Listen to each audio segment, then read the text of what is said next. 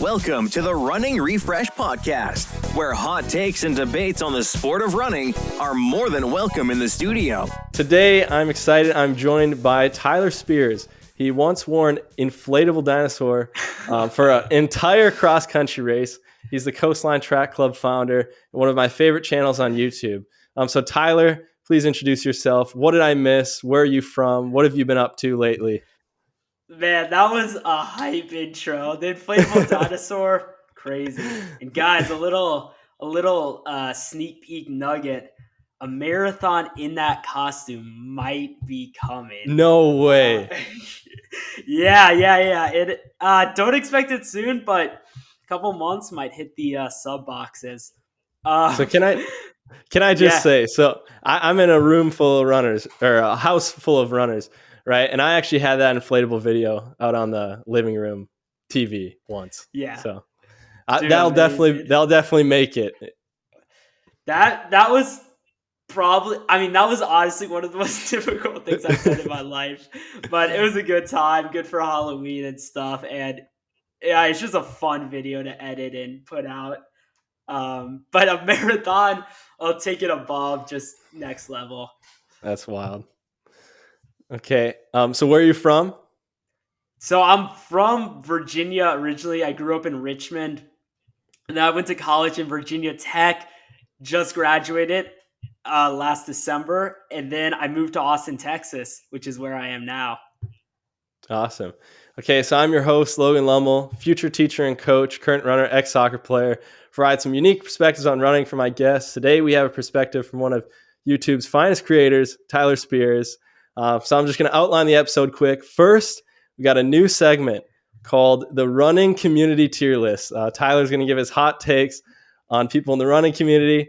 Then I'll interview Tyler about his life, running, and more. And then at the end, I always bring it home with rapid refresh, some rapid fire questions. So first, the Running Community Tier List segment. A segment where I ask a running creator what tier that these other running creators belong on. To make it simple, we're going to make 4 tiers. Okay, tier 1, top of the bunch, would be S tier, meaning like superb, super. Tier 2, good for the sport. So, good, it's like a B grade. Tier 3, mid, not too much bad, not too much good. It's kind of in the middle. And then tier 4, not in the running community. So in other words, like an F. Okay, so first member of the running community, Zach Levet. I figured he'd come up. Dude, I love to mess with Zach and make so many jokes about him not running and him not uploading now. But to be honest, Zach truly changed the game. When he came in, the tier of running quality, or let me restate that. The tier of running videos was so low quality, and Zach really elevated the game and got to 100K for a reason. The only problem is he got somewhat inconsistent after. But I think overall, Zach was such a great stimuli to the running community, and I think he has to be S tier. Like he's tier 1, dude changed the game, I think, in the running YouTube world. And he was fast, but he just went on to other things. True. Yeah, we'll say that. He was great for the community, I think. So I don't know if you're going to put him in tier 4 or tier 1. I was kind of immature. Well, I was like, I'll be nice. You'll be nice. Dude, Zach's one of my best friends. Like, he's the greatest. I think overall, though, he definitely positively impacted the community. So, yeah, you're right, though. Okay. What he has to go in 1 or 4. All right, next, Nick Symmonds, the 2-time Olympian. I also kind of joke with Nick Symmonds quite a bit. Like, I'll meme him all the time.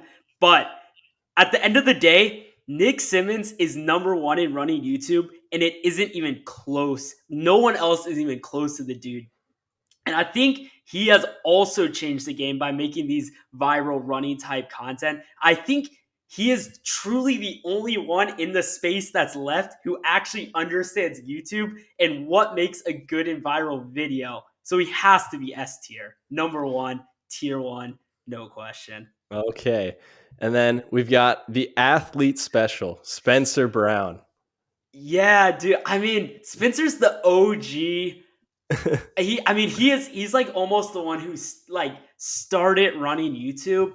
I do think where Spencer falls short is the dude has not evolved the YouTube game. He's posting the exact same videos as he was 4 years ago, and he's editing, and his thumbnails are somewhat lacking, if I'm being honest. But Oh, he's the OG. He's like the OG. I'll put him tier 2. Strong contribution to the sport. Super good.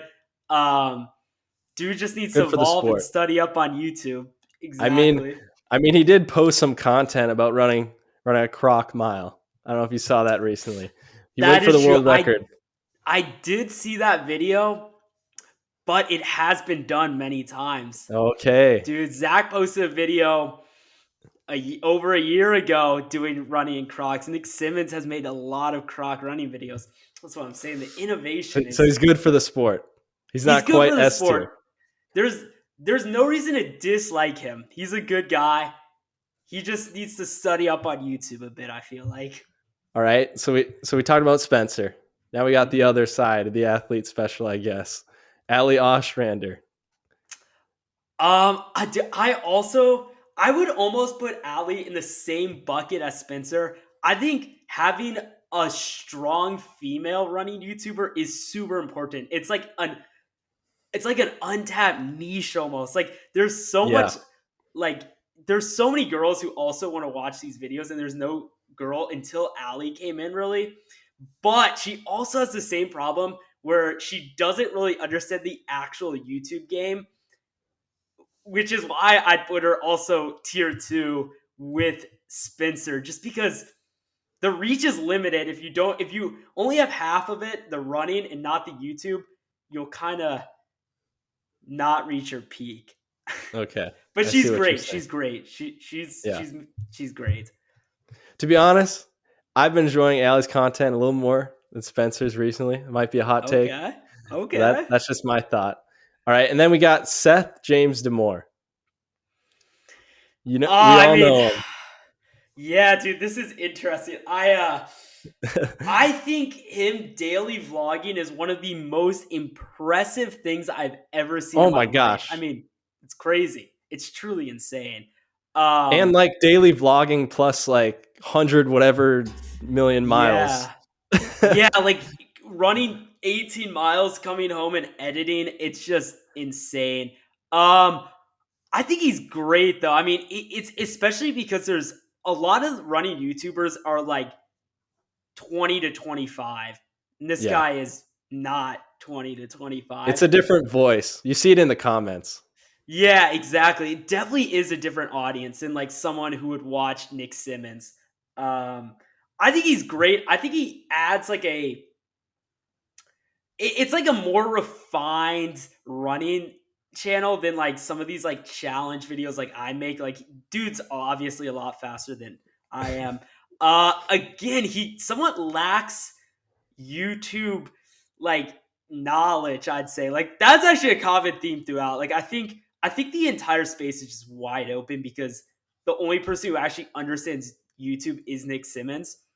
I'd still put him tier 1 just because it's just so impressive to upload every single day, regardless of how good the content is, and to also be super fast and to also be running so many miles and have like a family of 6 or whatever. Crazy. Yep. Okay. Tin Man Elite. That's interesting. I'm not gonna lie. I think Tin Man has fallen off a decent amount. When they first started, amazing. You don't see any other pro team having that kind of reach on social media. So like 2 years ago, Tin Man was at the top, like COVID. I think likewise to all these other guys, they've somewhat like stagnated and they've hit a peak. You can just look at sub growth of all of these channels and realize that. But still, I think it's so good that they were the first pro running team to truly have like that outreach to the community and give like a true look into what it's like. So I would say definitely tier 1, just because they almost have to be, just being the first to open up the gates and just allow everyone to truly see the inside of a pro team. Yeah, I myself prefer, a very nice track club. I don't know if you've seen their stuff. A little more. I like the personalities. Yeah. But Tin Man, like you said, they open the doors. Flow Track. What's your thoughts on Flow Track?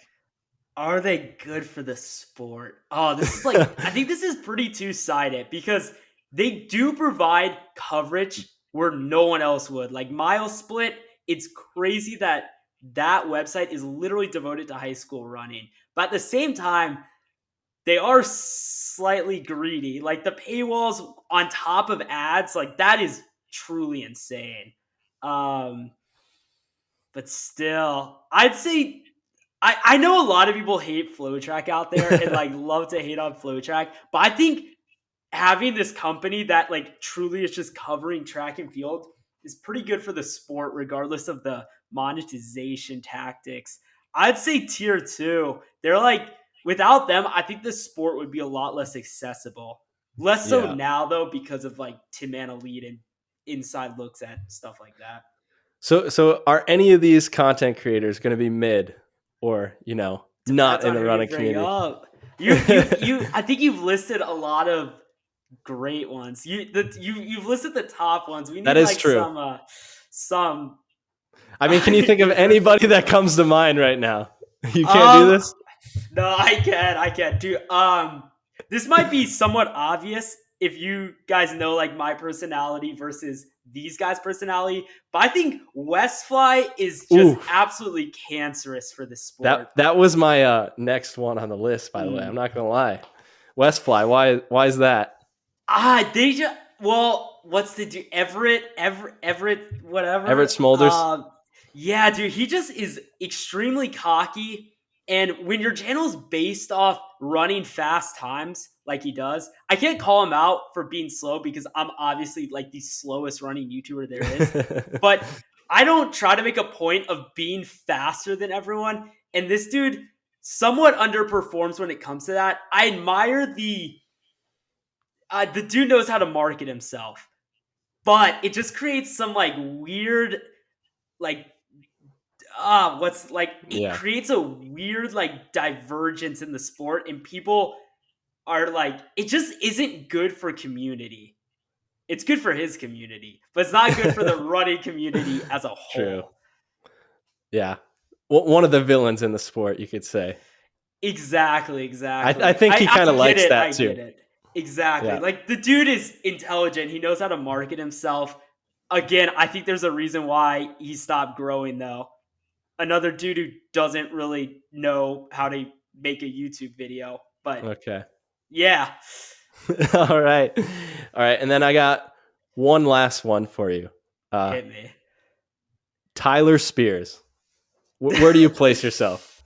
Oh my gosh, dude. I would say I can't put myself in tier 1. I just don't stack up to those dudes. But I think I'd be a nice tier 2.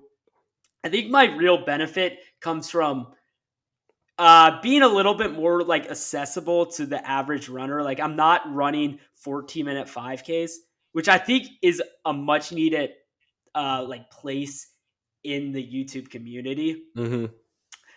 But that's also a negative, that I can't run these times and get these clickbait titles of running a sub 4 mile and stuff like that.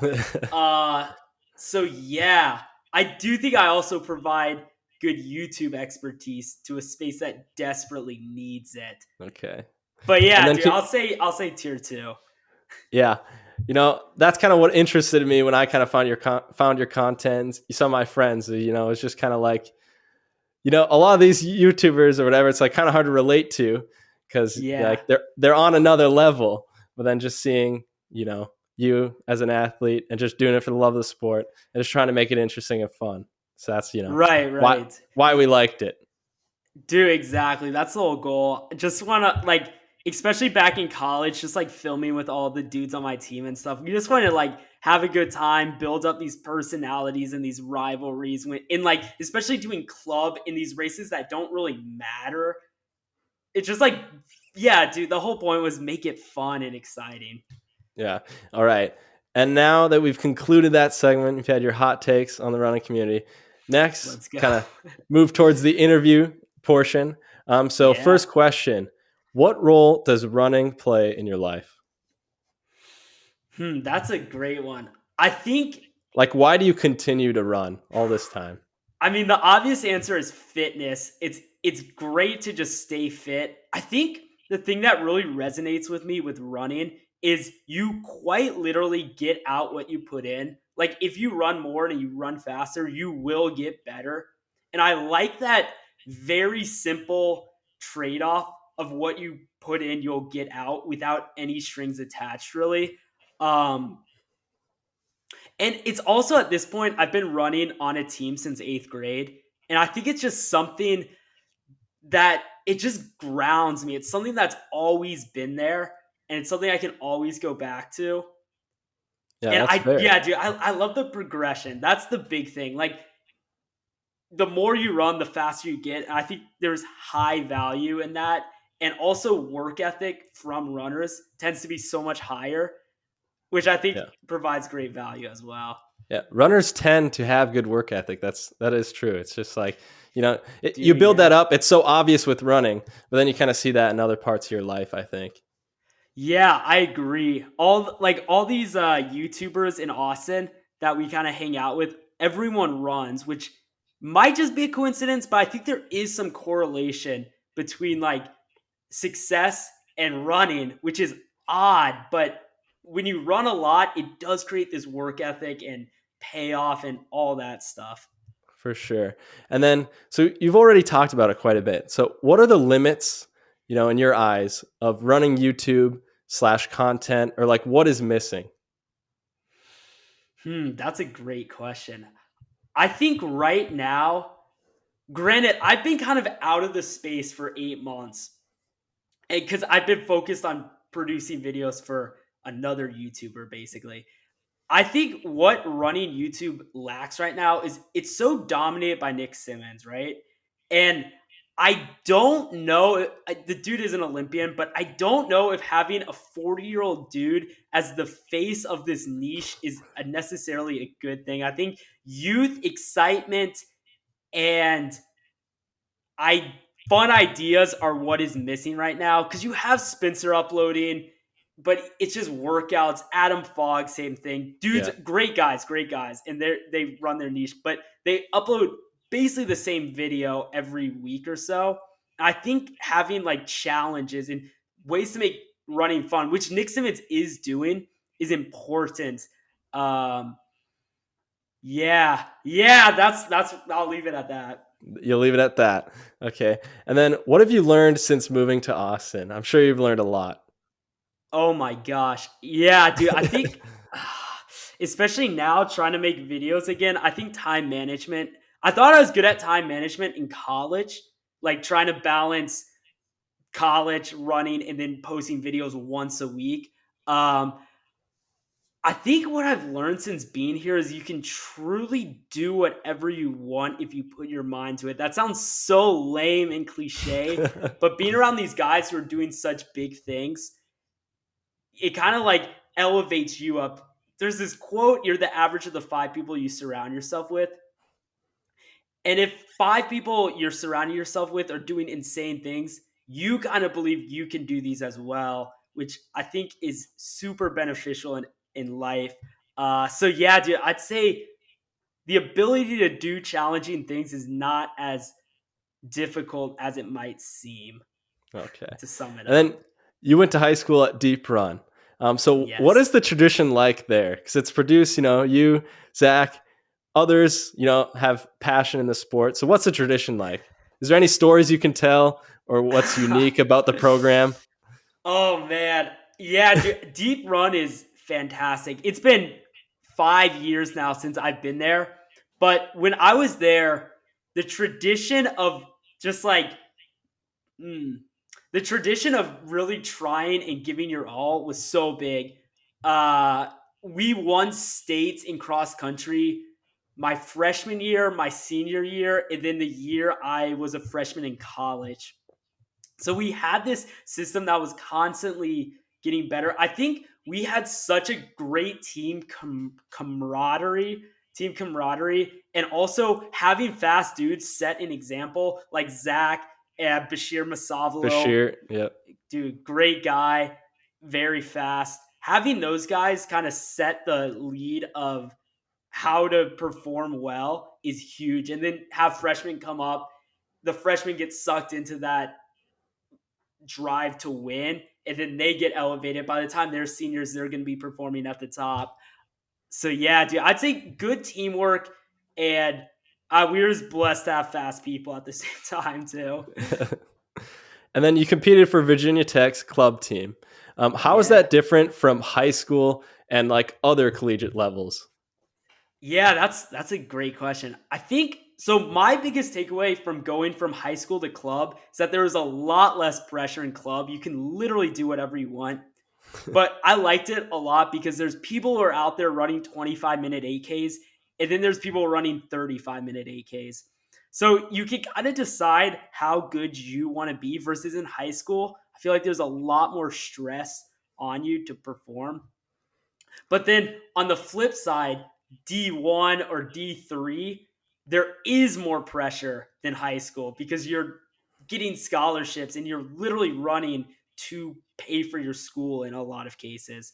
Or it's just a higher level in general. So I like club because it was still super fast. There was people we could compete with, but there was never like stress to do well, I'd say.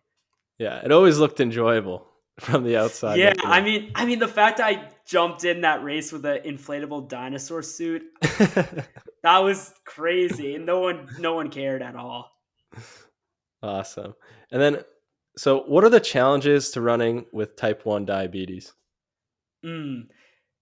Yeah, that's a massive impact, honestly. I usually don't highlight it a ton. But for those of you guys who don't know, basically when you run, your blood sugar slowly goes down. And when your blood sugar gets too low, you have like shakes. It feels like you're super drunk, essentially. It's but a bad like it feels horrible. You're like desperately hungry. It's a crazy feeling, and needless to say, you can't really run when you have that. So one key for me is I always tried to make sure my blood sugar was a little bit higher before I ran because I knew it'd drop. And in high school, more when I had just been diagnosed, it was harder just because I didn't know what I was doing as much. So I missed a lot of workouts just because of bad blood sugar and stuff. But I think as I went into college, I kind of got used to it more and it didn't impact as much.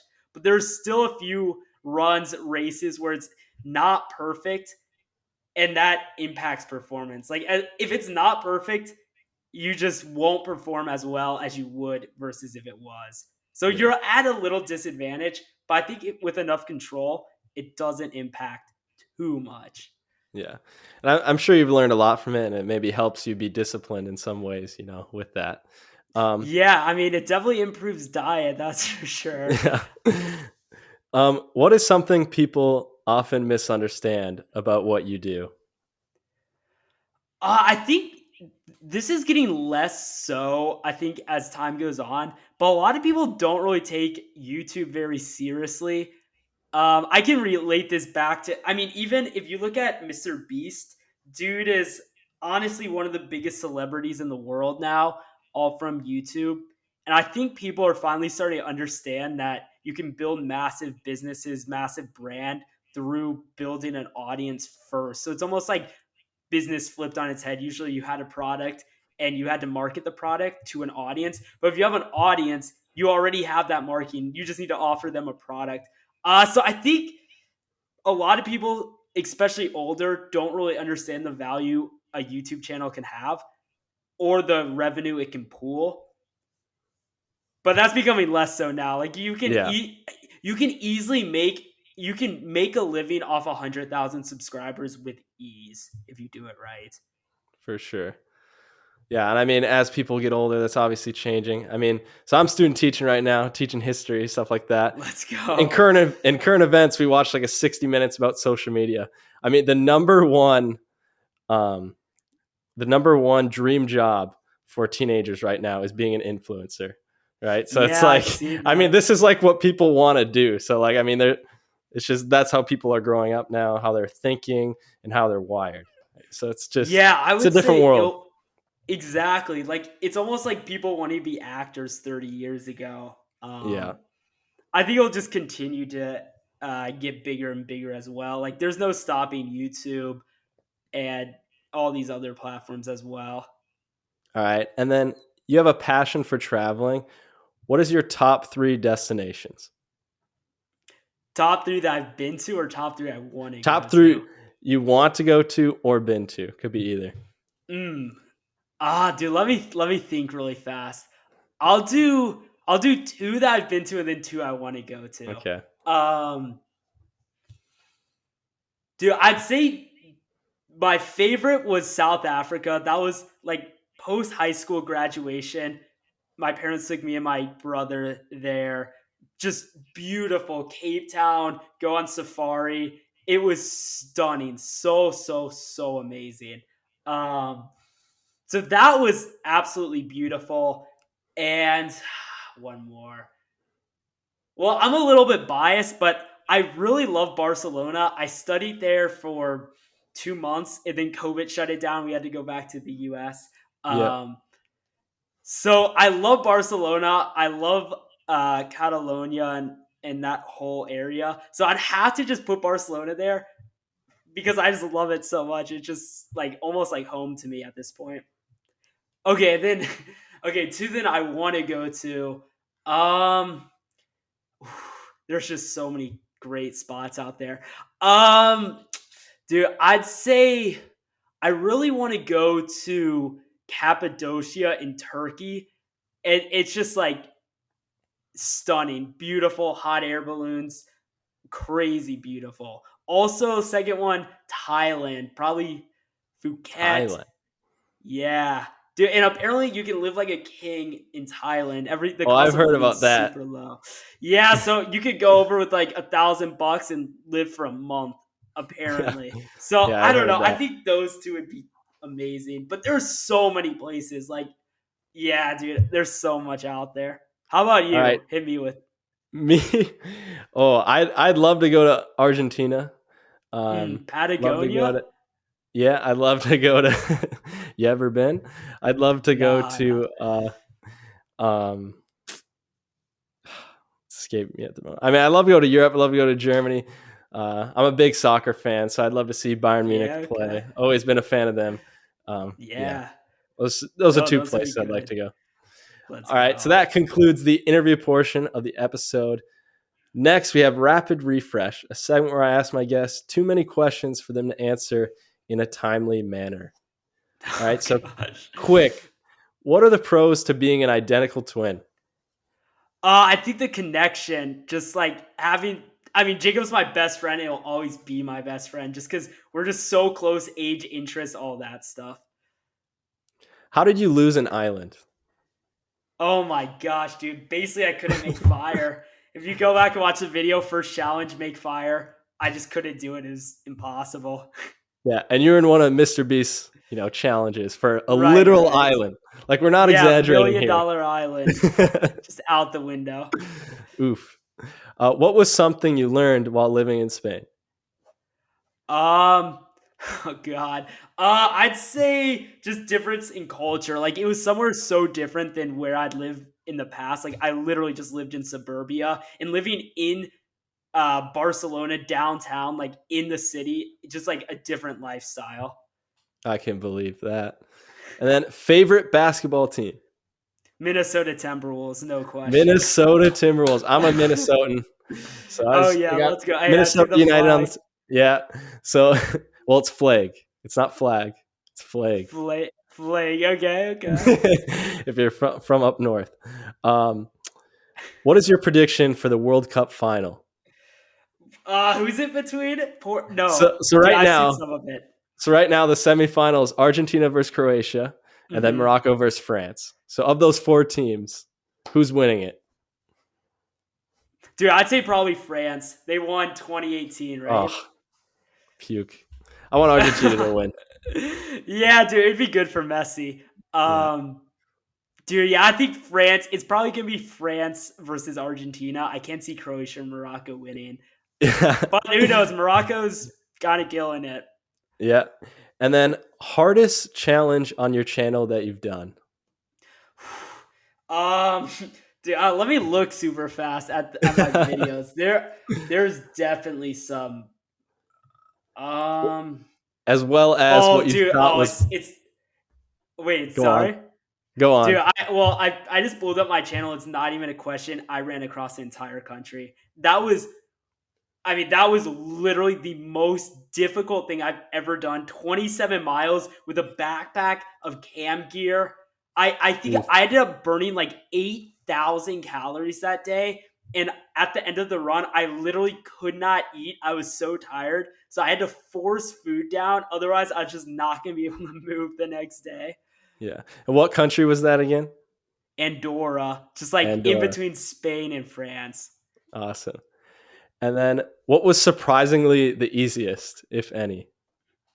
What was the easiest? Dude, let me look really fast. Uh Easiest challenge. Dude, all of these are so difficult. Like even that 10K race where I ate a sandwich every 1,000, so difficult. I was gonna throw That's up at the brutal. end. Um my god, Does it just give these you are bad all so memories? bad. Yeah, just thinking back, this donut 5K.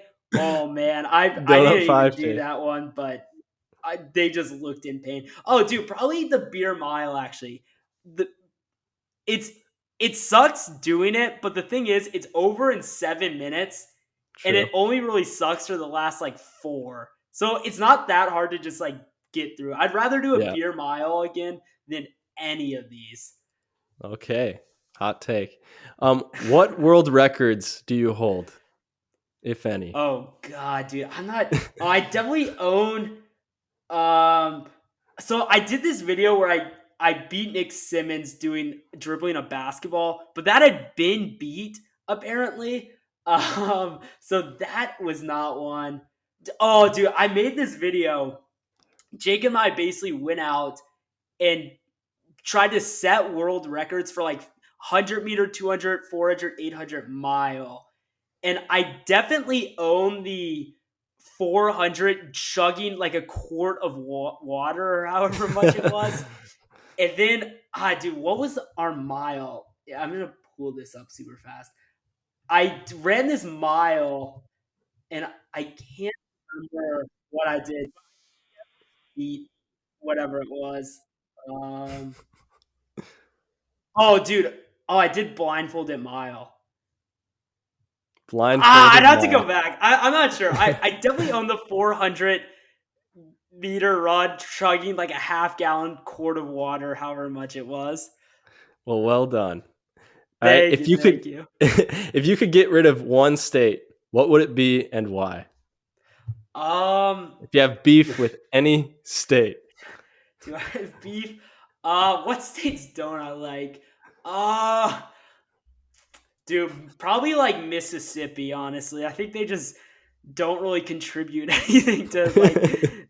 I mean, they have like the highest obesity rate. They have like the lowest GDP. It just isn't a great state. I went for the first time a couple months ago, and I wasn't that impressed. you're just not going back. I just probably will never return. Yeah. My answer is always Iowa, just to bug my roommate. Okay. I respect that.